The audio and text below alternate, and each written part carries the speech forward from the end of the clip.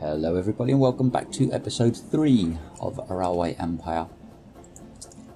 So, in the last episode we set up a milk train to take milk into New York and then loop back, head to Baltimore. Now I've noticed one thing when this happens, which is that if we don't set the load number to 0 when we load out of New York, it will do weird things, like it will take a beer and it will take it through the sort of milk station before it reloads to go to Baltimore. So I am going to specify that when we leave New York, we don't want to have any carriages. I don't want freight running down this line unless it's been taken by a freight train. We have specific freight trains to do that job. We want this particular train to concentrate on milk. Now we've got down in Baltimore, there has been some development. We've got a tailor's has spawned itself down there. That's not particularly great, to be honest, because a tailor needs cloth and we don't have any cloth for the time being. To make cloth you need cotton, which is up here, a long way away, and the other nearest cotton is the other side of these mountains, so that's quite inaccessible. And then there is some down here, but that's almost 300 miles away. So we're going to unpause the game. Our Baltimore wheat train, which is up here, is actually kind of stuck for the time being behind this New York wheat, which is waiting to load to take wheat into New York. But New York is getting pretty saturated with wheat for the time being until we start producing the beer and exporting it out. So what I'm going to do is, just for this 1 second, this particular New York wheat 1 here that's loading,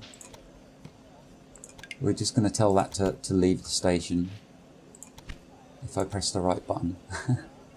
So Collins Estate, we're just going to specify there's no maximum or there's no minimum this time, and that'll encourage that to quickly nip out of the way, and then our Baltimore train can get in. Then we can quickly change this back. Right, so we're also getting to the stage where some of our trains are going to be struggling with their water and coal and that sort of stuff.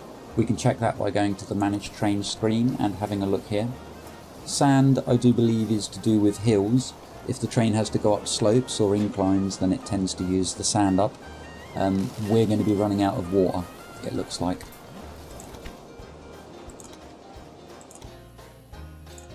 Now the heavier the train is, the more of this resource it will use. So you'll find that your freight trains will probably start breaking down sooner.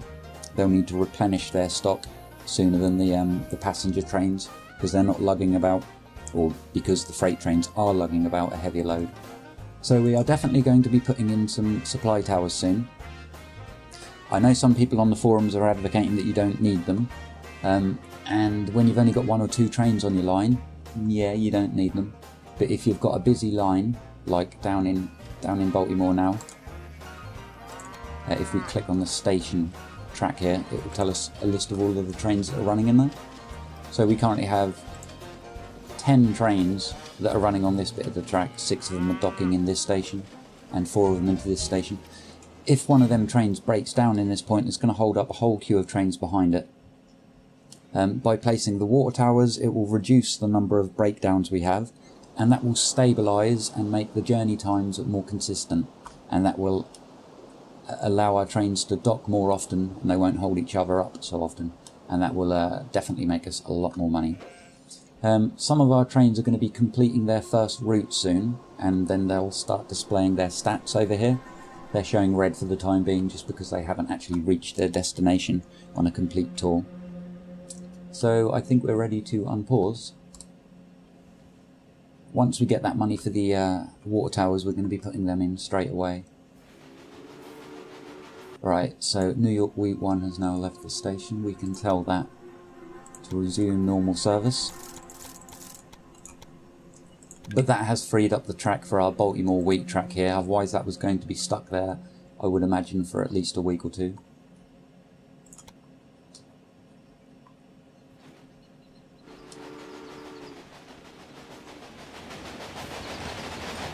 More full trains, that is what we like to see. Running a railway empire, you want to see your carriages full. Not like this one.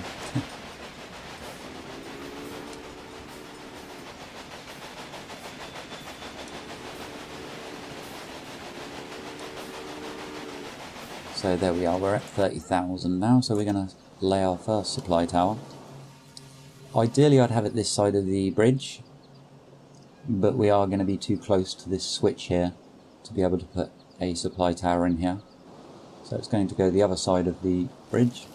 They've just added the function where you can place a supply tower over existing signals. Before the patch you had to delete the signals and then you could add the supply tower. So we're going to add that one there.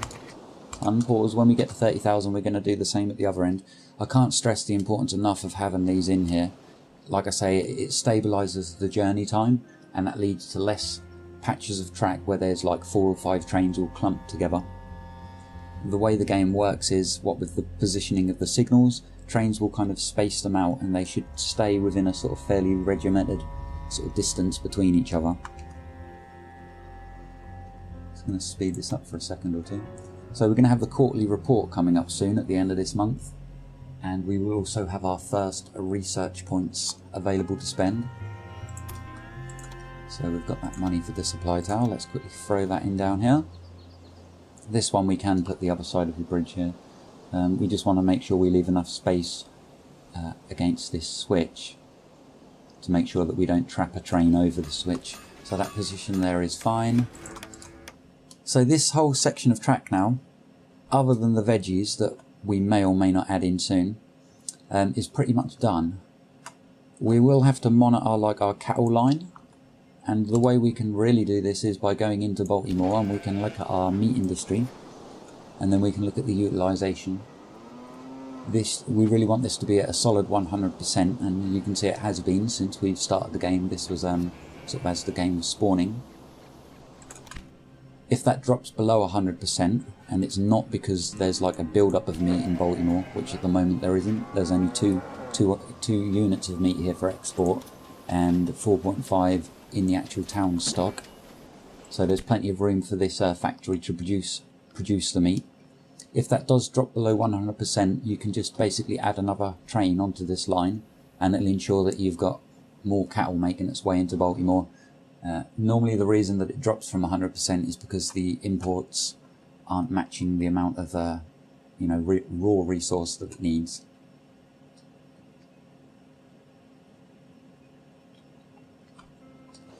We just had New York has just grown, so it's now a level 4 size, reached 60,000, and this actually opens up an additional thing that we can add into New York. We can build a building.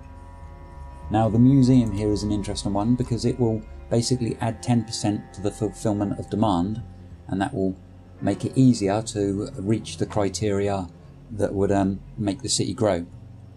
So that is going to be very useful, and given the fact that we're trying to reach such a big population in New York, we're going to want to place this very soon. I don't think we need to do it right away though, because New York is currently growing. It might be that we do that in a month or two of game time. Once we're struggling to match the demand, then we can add the museum in there and activate that bonus. We've also just had a tailors set themselves up in New York, which is pretty rubbish, because it means we've now got a tailor in Baltimore and another tailor in New York. What we could have really done in New York would have been the cloth making facility, and then we could have transported the cotton into the cloth and then the cloth to the tailors. But it is what it is, so it looks like our cloth production is going to have to be in one of these towns up here, which is actually closer to the cloth anyway, so that's probably not too bad an idea. I was looking at this bit of track here, and it clearly should curve around here smoothly. Like the main line that goes through should be these two, and then this one should branch off. That would look better. I will get around to doing that at some point. We won't worry about that until we've got so much money that we can sort of tart the map up and make it look better. So we've got quite a queue of trains up here. Like I say, you can click on the track in the platform and it will tell you what trains are currently waiting or what trains are going to be using that platform. So we've got 6 of them here, and then The other platform, number 1 at this station, is our passengers and mail line, and we've got 4 in there. So this just happens to be that we've got several trains kind of queued up behind each other. But we are transporting meat into New York. That is a very good sign. Right, so we're going to be expanding up towards Albany. Now we've got some money coming in, we can do that right away. I'm going to extend this line, and then in the future we will have another line. We will have another line on the inside here. But for this one we're going to extend up here, and that means we only have to place 1 extra station and not 2. So I like to place my stations where the expansion goes outwards from the city, and that just gives you a bit more control of the space. That doesn't really matter, I suppose. So we'll throw this track in. So we're leaving on platform number 2, and that is effectively going to be matching up with platform number 3, because it would go 1, 2, 3, 4, and then because we've got our station orientated the other way, it would be 1, 2, or 4, 3, 2, 1. I hope that makes sense. Also, when you come out of a station like this, it's always best to try and have a nice straight piece of track, and that way when you go to build your switches, they will take up less space. If it's on a curve, the switches can take up quite a long distance, and then it means that when trains are loading in and unloading from the station, they basically take longer because they have a little bit further to accelerate. And it's only like a small margin, but once you multiply that over the, once the game clock is running, it does make a difference. So, track number 4, track number 3. So if we come down to here, we're going to want to use this one, track number 2.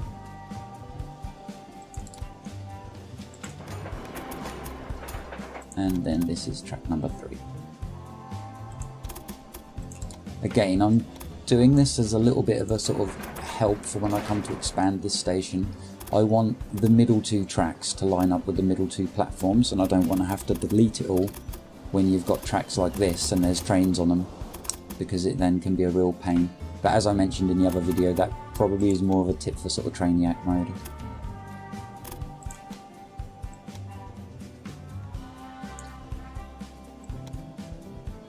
Right, there's no contours at all on this bit of track, so there's no real reason for us not to make use of a nice straight piece of track.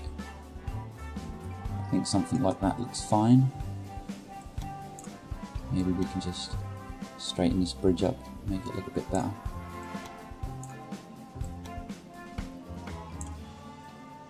Right, so we did actually want to also put this onto that piece of track. Oh.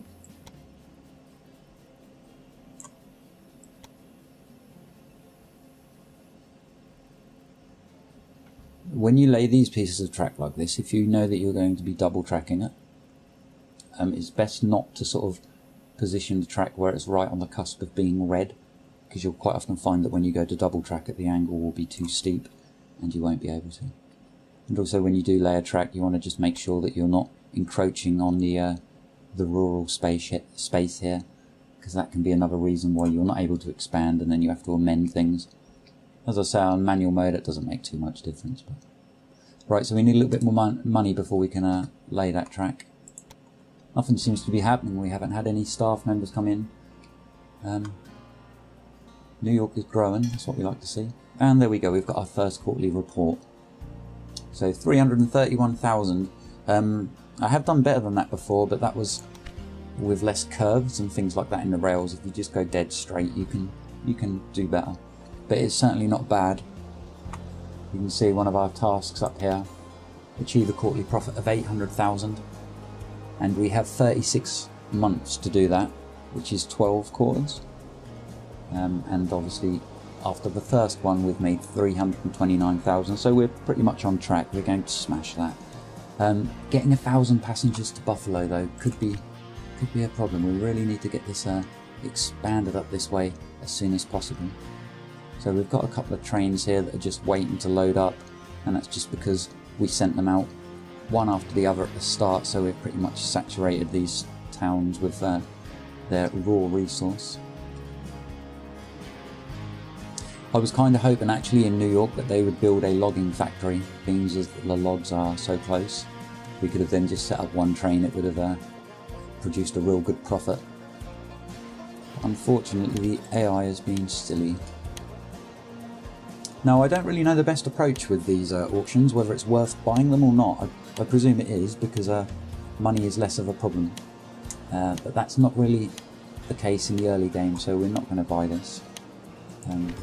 Actually, we did pass the month as well, so we have now got 100 research points to spend. There's two things that I want to get first before anything else. Collaborations, where it's an increase of the monthly gain of innovation points. And that means that we then earn more points per month to unlock more stuff. Obviously, the sooner you get this, the more of an effect it has over the long term. So there's that one there for 10%. And then there's also another one. It's around here somewhere. It might be on the other page. No, it is here. Yeah, increase the monthly gain of innovation points. So again, we want to get to this one. This one here, the collaborations is a 300 cost. And to make our way to this would cost 1, 2, 3, 4, 5.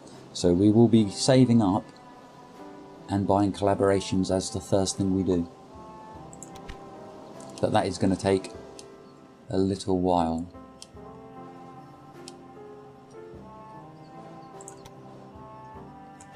Right, so our track is in there. So as I show you now, if we double track this up here. Oh, I see. If ever you get this situation where you try to double track a piece like this, and it just randomly decides that it's not going to work, it's nearly always because this piece of track just needs a little piece trimmed off of it. So you can go onto the bulldozer tool, hold the shift button to put in a point, and then you can delete just that little section, and then from there the track should lay perfectly. Voila.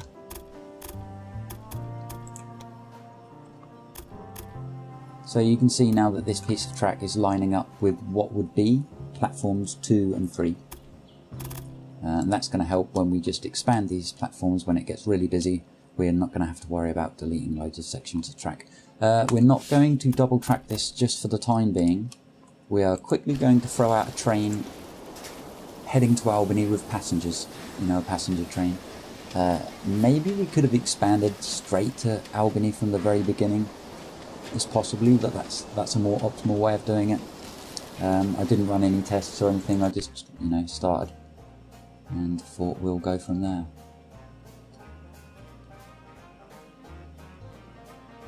The only issue when you do this sort of stuff is you do need to then tidy up these sort of tracks and merge them in, and then merge the second one in, and you'll end up with a piece in the middle which is not used by any train. It's kind of, I make it a red bit. I'll show you that in a minute.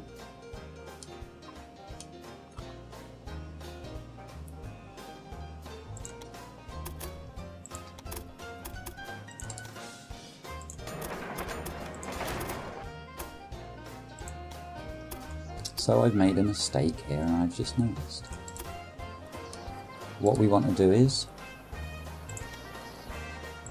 we want to have a switch before this piece of track spurts out towards the third track there. So bulldozer tool, we'll just quickly tidy this up as we're here. Now I have my trains as a left-hand drive, so if a train is going to turn around here, it's going to be coming in on this piece of track this way, and then it's going to turn around in this station and come out and want to get over onto that track straight away. So the switch that I will always put in my stations is this one that goes that way. But sometimes it's also handy to be able to choose which platform you want a train going onto. And if you're going to do that, you obviously do need a switch here to let them onto, say, platform number 2. So we're going to put both of them switches in, because when we set up different lines, if I click on this platform and find that one of them has got like loads more trains on compared to the other, we'll just divert some of them and it will balance it out. You want to have as many trains on one as the other, but without doing it so you're kind of holding up the passenger trains. You don't want them to be waiting around for freight trains.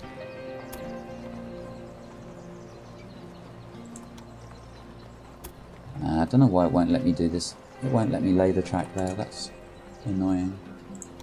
I'll have to delete a little bit more here. Now we'll be good.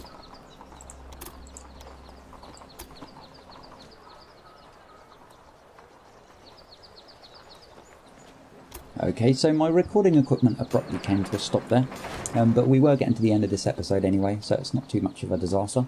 We are going to be heading to Albany next, and we'll finish up this episode with a little time lapse, just tidying up this junction before the station.